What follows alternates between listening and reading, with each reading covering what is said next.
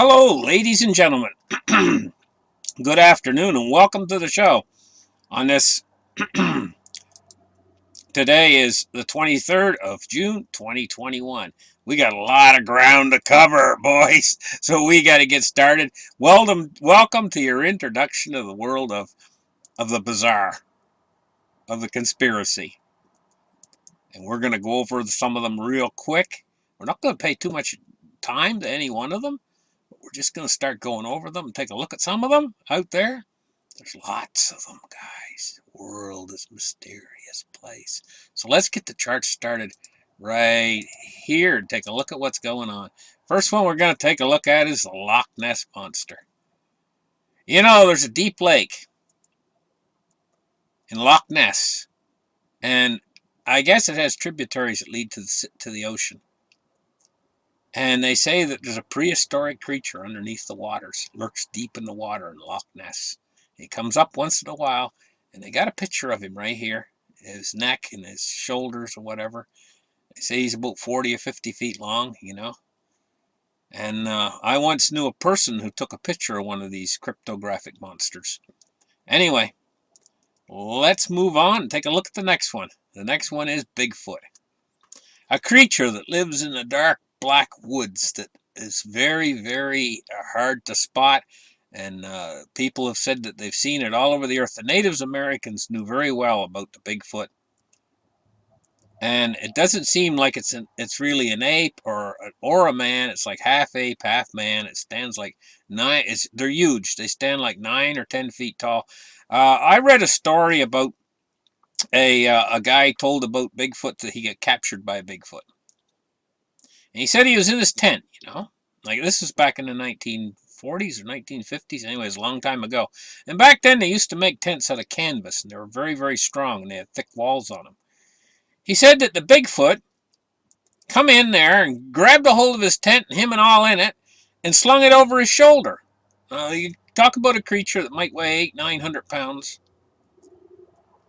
He put it over his shoulder like a sack, with the guy inside the tent, and he went running with the guy.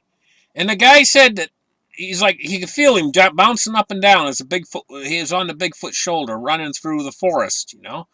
He said he was running through the woods at incredible speed. And he ran all night long. And he took him to this area that was like very secluded, where a whole Bigfoot family was there. And he let the guy out. And he kept the guy there in this canyon. They only had one way out of the canyon. Somehow the guy tricked the Bigfoot after he was there for a long time, and he got away, you know. Let's move on to the next subject matter here. Unidentified aerial phenomenon. Of course, these are some pictures of unidentified aerial phenomenon, released, I guess, by the government. Connected, these are unidentified objects that are in the air, and who knows what in the heck they are. And, we got a lot of ground to cover, so we're going to move on with these conspiracy theories. Next one is the Kennedy assassination. We all know what happened there. One of the best presidents America ever had. Bam! It was all over. The end of the Kennedy era. And there's a lot of conspiracy theories that revolve around the Kennedy assassination. Next one we're going to look at is the September 11th attacks that happened on 9/11, when they blew up the World Trade Centers and they came crashing to the ground. You know, I remember that morning that happened. It actually made me sick in the gut. As I seen what was happening, it made me feel nervous. My fingers were trembling at what was going on. Really, really bad situation when I was taking it all in on the news that day. Couldn't believe what was happening. Okay, the next one. Operation High Jump. This was an operation to the pole. And, you know, whenever something's actually a military operation, they call it an operation. It's not called an expedition. There's a difference between an expedition and an operation. Operation High Jump, officially the United States Naval Antarctic Development Program, 1946-1947, was the United States Navy operation in Antarctica that began December of 1946 in the United States Naval Base in Norfolk, Virginia, and continued on until January 27, 1947.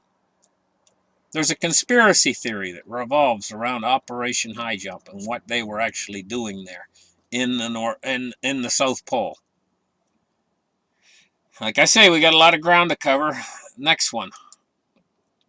High Altitude Research Project. The High Altitude Research Project, known as HARP, was a project carried out from 1961 till 1967 to research the ballistics of re-entry objects. And they set up a whole big thing of wires and stuff, and they were beaming electricity. They could beam it up into the ionospheres. It's all kinds of crazy stuff they were doing with Operation Harp. Well, let's move on. We got a lot of ground to cover here. The Philadelphia Experiment.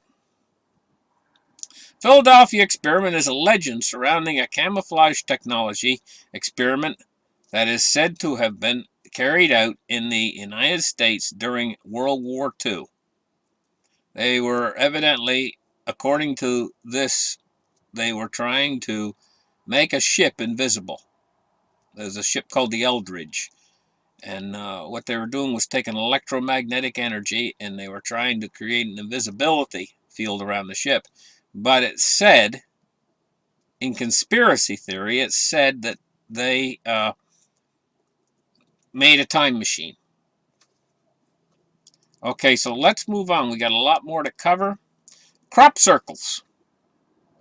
Extremely mysterious crop circles. There's oftentimes lights, aerial phenomenon and lights in the sky that are seen around crop circles that resemble what they call ghost lights. Now, later in the show, I'm going to talk about ghost lights. And then the next day, they'll find crop circles there. Some of these crop circles are so huge. In one field, I remember a case years ago of crop circles. In one particular field, there was like 409 concentric circles. Each one was like 100 feet in diameter. And what was interesting about it is they were there the night before. People were there. They never seen nothing. Nobody ever seen anything. Next morning, all these crop circles were there. There was not, and the ground, they said, was so squishy that if you walked in it, your feet would sink up to their ankles. Each one of these circles was like 100 feet in diameter, and there's like 409 of them. And the big question mark is if a person was trying to make those with a board and a plank, and trying to press the grain down by foot, which is not inconceivable that a person can actually make a crop circle by going in with a board with 2 strings tied to the end of it and kind of taking one foot and put it on the board and pressing the grass up and down with his foot. But it's labor intensive. Some of these crop circles are so large that to do it that way might take weeks, and they'll appear overnight, and they're very much in the part of being a mystery how these crop circles and the intricacy of how they're made and how the grass is pressed in to the ground is absolutely amazing. Let's move on to the next one. Plandemic. It says Plandemic, the hidden agenda behind COVID-19 and the Plandemic are a 2020 conspiracy theory, video and film, respectively, both of which were produced in well, I can't read it. My eyes aren't good enough. Mickey Willis and promote. Anyway, we all know about the Plandemic. That's another one of the conspiracy theories that we're going over today really quick. The New World Order conspiracy theory. Just a second. Let me enlarge the page so that I can see it a little bit better. My eyes are not quite picking up on this. New World Order conspiracy theory. The New World Order is a conspiracy theory which hypothesizes a secretly emerging totalitarian world government. A common theme in conspiracy theories about New World Order is that a secretive power elite with a global agenda is conspiring to eventually rule the world through an authoritarian one-world government. Next one. The Masonic conspiracy theories. Masonic conspiracy theories are conspiracy theories involving Freemasonry, Hundreds of such conspiracy theories have been described since the late 18th century. Usually these theories fall into three distinct categories: political, usually involving allegations of control of government, particularly in the United States and the United Kingdom; religious, involving allegations that anti-Christians or satanic beliefs or practices; and culturally, usually involving popular entertainment. Okay, so now let's move on to the next one. Because, see, we got a lot of these to go over. The next one is Agenda 21. Let me enlarge the page again. Their printing on this page is extremely tiny.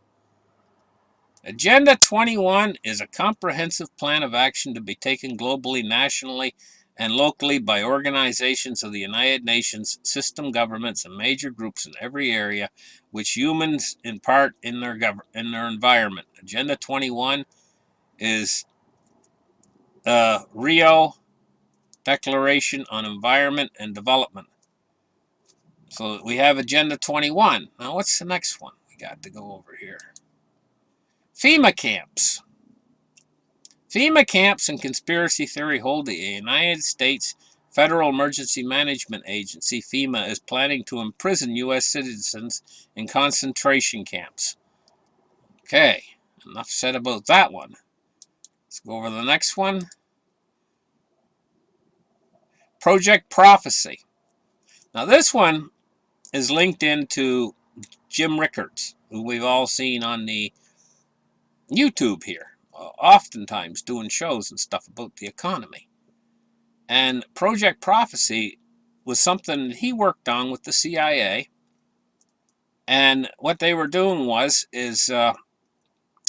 it was a practice run about a what if, like a what if scenario. What if China were to use gold as an economic weapon against the United States? And what they're trying to figure out is how to thwart any such economic attack. Okay, let's move on to the next one. The Roswell Incident. Now let me enlarge the page a little bit. The Roswell UFO Incident, or Roswell UFO Incident, the crash of an alleged extraterrestrial unknown flying object in June or July of 1947 near a small town of Roswell in the United States, New Mexico. Often the place name is simply used for skeptics speak of the Roswell myth or legend. The UFO theory comes from the press reports of a flying saucer dated from July 8, 1947. There's a newspaper release that said that they captured a disc on a ranch near Roswell, New Mexico. And that's what kind of got it started, you know. And so the Roswell Incident is very well known in UFO lore. Let's move on to the next one. The Varanga UFO Incident. The Varanga UFO Incident involves a series of events in 1996 when various citizens of Varanga, Brazil reported seeing one or more strange creatures and at least one UFO sighting. The stories were hyped in the media as being due to one or more extraterrestrial beings that some claimed were later captured by the Brazilian military. Now we're going to move on to the next one. The Rothschild Family. The Rothschild family is a wealthy Jewish family originally from Frankfurt that rose to prominence with Mayor Armschel Rothschild, 1744 through 1812. Well, we all know about the Rothschilds, supposedly the richest family on earth, and how that fits into conspiracy theory. Let's move on. We got more to cover here. Now, these are the Bogdanov twins. And they have a lot of conspiracies. These are two brothers from France who, in my personal opinion, they are very strange looking. And there's a lot of conspiracy theories that revolve around them. The Bogdanovs. Here's another picture of them. Here's another picture of them.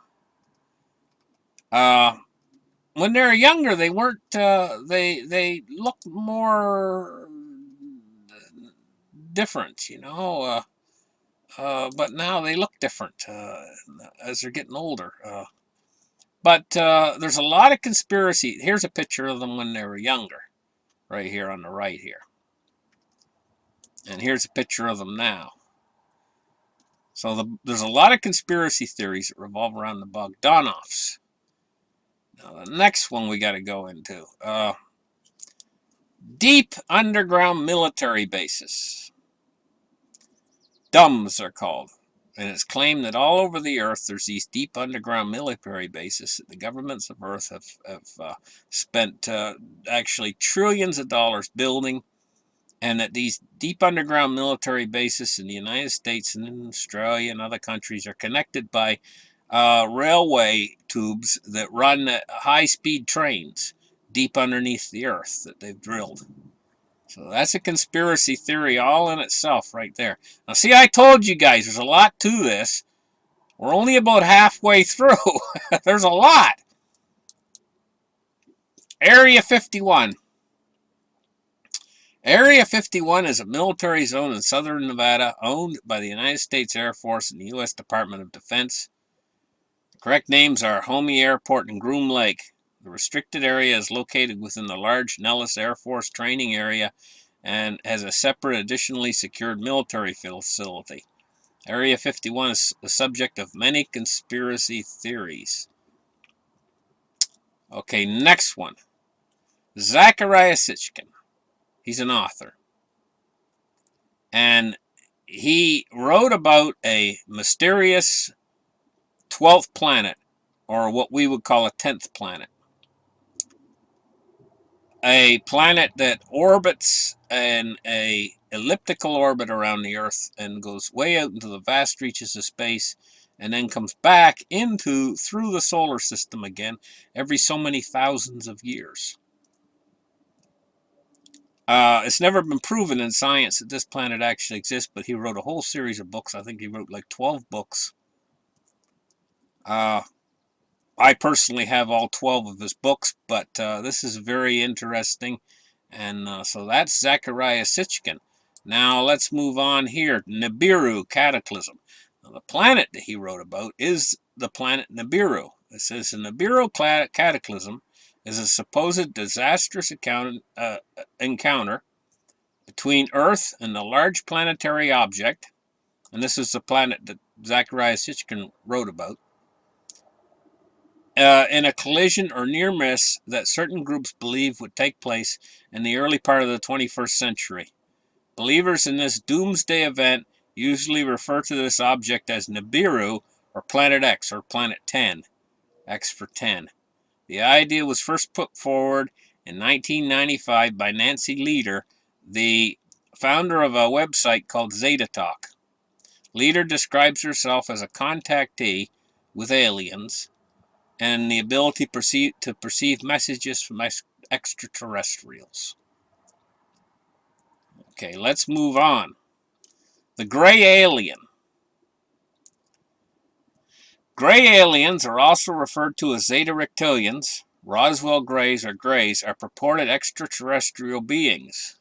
73% of all reported alien encounters in the United States describe the gray aliens as significantly higher in proportion to other countries. Such claims are widely, but typically grays are described as being human-like with small bodies and smooth gray-colored skin. Okay, we got a ways to go yet. We're getting there, though. We're about 3/4 of the way through. Ghost lights. Now, it doesn't say a lot about ghost lights here. There's different parts in the country, you know, where people go out near the edge of the wilderness, where there's nothing. Maybe it's on the edge of a desert. And they look out into the desert and they see these strange lights hovering across the ground. Sometimes they'll blink on, sometimes they'll blink off. They go out to where the lights were, maybe a mile away, where they might have filmed them even, and the lights aren't there. They'll go back to where they were filming them, maybe a mile away, and then the lights start to come on again. These are called ghost lights. Some people think that they're caused by fissures in the earth creating some sort of plasmic energy. There's a lot of different people that theorize about what creates them, but they are real. Ghost lights are a real phenomenon. It's just that there's no real explanation. Kind of like the crop circles, you know. Crop circles are real. They are really there, but the big question mark is that people don't understand or don't really have an answer to is who makes them. Because they're obviously intelligent design. Okay, let's move on. Ball lightning. This is another interesting phenomenon, and we were just talking about ghost lights. Ball lightning, though, is some sort of plasmic energy that comes off of a lightning ball. And oftentimes, you know, they see these ball lightning will be around a chimney where there's smoke or something. It seems like the lightning, what it'll do is it create a very short-lived phenomenon where it'll take the smoke and supercharge it or whatever and turn it into a ball, actually like a ball that actually bounces around for 3 or 4 or 5 seconds. If they got smoke coming down a chimney, the lightning hits the chimney, might come down the chimney and it'll form plasma energy out of the smoke. Maybe the combustibles that are still in the smoke might get supercharged from the lightning or something like that. That's what ball lightning is. Let's move on. The Stargate device. It's a theoretical device. I'll read it here. It says, the Stargate is a portal device. Within the Stargate fictional universe that allows a practical rapid travel between 2 distant locations. The device first appeared in 1994 film Stargate, and thereafter in the television series Stargate. It's like a time portal. You know, it's kind of like a wormhole sort of thing where they can travel from one universe to another by opening some sort of an interdimensional gateway. So that's the Stargate. Next one is the Majestic 12 organization. Said to be the code name of a U.S. secret committee that was supposedly founded in 1947 after the Roswell Incident by executive order from the President, Harry S. Truman. The aim is to have been an investigation of extraterrestrials and space travel, the result of which should nevertheless be covered up from the public. Now, that's the Majestic 12 organization. And what was this one? Had something in here. Had one last one, and I can't remember what it was. Maybe reverse page. Ah, here. This is the last one I wanted to show you guys. What is the SOM1/01 Special Operations Manual on Extraterrestrial Entities, Technology, Recovery, and Disposal. This is a supposed manual. Do you remember back in the days when of spies, like in the 1950s or something? If a spy went out, like right now, if they want to recover data or whatever, they just use a computer or whatever. You know, it's all on but back in those days, they used to put things on film. So if a spy was going to steal information, what he would do is he would take whatever document it is, a book or whatever, you know, and he would lay the pages open, and he'd take pictures of them with a camera. This is supposedly a document that was taken pictures of with a camera, spy style, like of the 1950s, of a document that was an operations manual of extraterrestrial entities, technology, recovery, and disposal. I read through this manual, and it was very interesting. But this is the last one on our list. It's the SM101 manual. Basically, what this show is just going over some of the conspiracy theories that are out there and subjects of interest that you can go and look up for yourselves and find information on. And if you got a Saturday night, you don't know what to do,